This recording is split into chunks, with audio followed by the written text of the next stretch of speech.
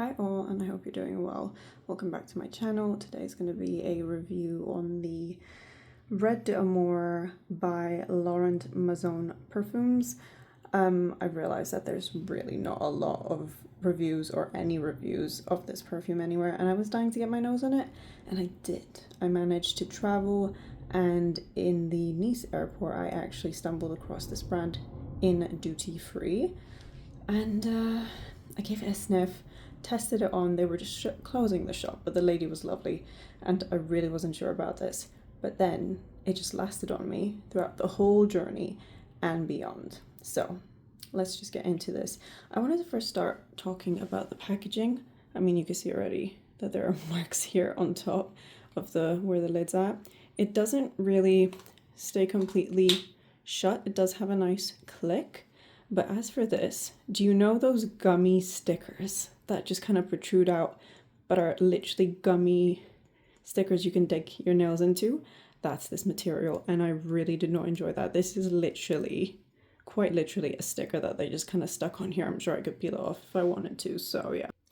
But in terms of the branding, oh, sorry about that. You've got really nice top bit here of their logo, and then you've got this bit here at the bottom. It's in 100 ml, even though I thought it was 75. I don't know why I thought that. And this is, I believe, yes, made in France. So I've just gone on the website and it says that there is a 15 ml and the 100 ml, which is this one. 15 ml, I didn't even know they offered. So for the 15 ml, it's 57 pounds, UK pounds, and then for 100 ml it's 236 Great British pounds. I am getting that from the website at this moment today, and that's quite pricey. I actually got mine for under 200 pounds, but still it's about £2 per ml, which is still quite pricey, but I guess that's the average now for perfumes. Oh, sorry about that. The focus just went. So yeah, I mean, it really depends nowadays on what you want to spend on perfume or not, but this is what I'm going to tell you about more in depth in terms of the description and the notes. Now, if you've been on my channel long enough, you would know that I already have my top 3 cherry fragrances of all time, and since I bought this, the list might have changed. So, with Red d'Amour, this one has top notes of black cherry, pink pepper, and saffron. Now, what drew me to the top notes was the saffron, actually. I was curious to see how it would work with the black cherry. And the heart notes are violet, black leather, and jasmine absolute. The note that stood out to me the most here would be the black leather. Notes include patchouli, palo santo, and tonka bean. Now, I love tonka bean, so there's no brainer about that.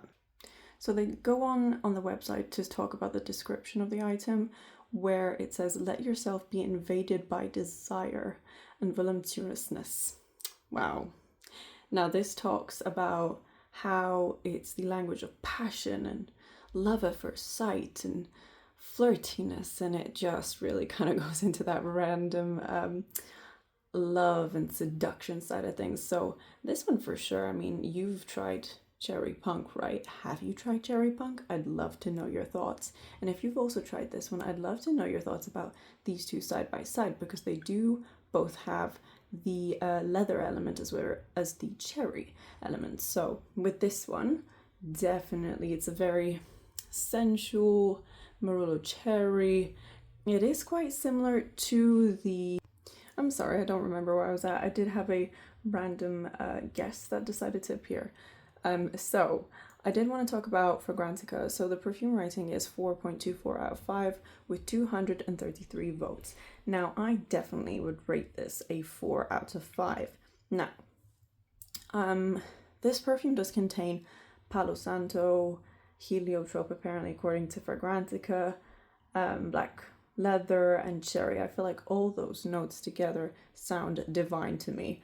I really looked at the Fragrantica website and not so much any other website, I'm ashamed to say, but that's how I really got to know about it. So people were saying on Fragrantica that they mostly picked up on the cherry, black leather, saffron, then tonka, then Palo Santo not as much, and patchouli not so much, black pepper and the violet, heliotrope, and jasmine not so much. So So with this one, I definitely could pick up on the Morello cherry and the black leather and the saffron, but the real star of the show really here is the cherry and the black leather. The black leather isn't anything too suffocating. The cherry is the star of the show. The saffron is the perfect amount of saffron, just like the tiniest dash where it doesn't smell medicinal, it doesn't smell offensive. But on my skin initially, it really developed in terms of the saffron. The saffron really screamed. And I realized for me, a lot of fragrances, the fresher qualities don't always tend to stay. And so with this one, it was just so cherry-esque. So here we were talking about the longevity and whether or not it lasts. Like when I initially tried this and I tried it on my skin, it really did last. And that's the thing that really got me.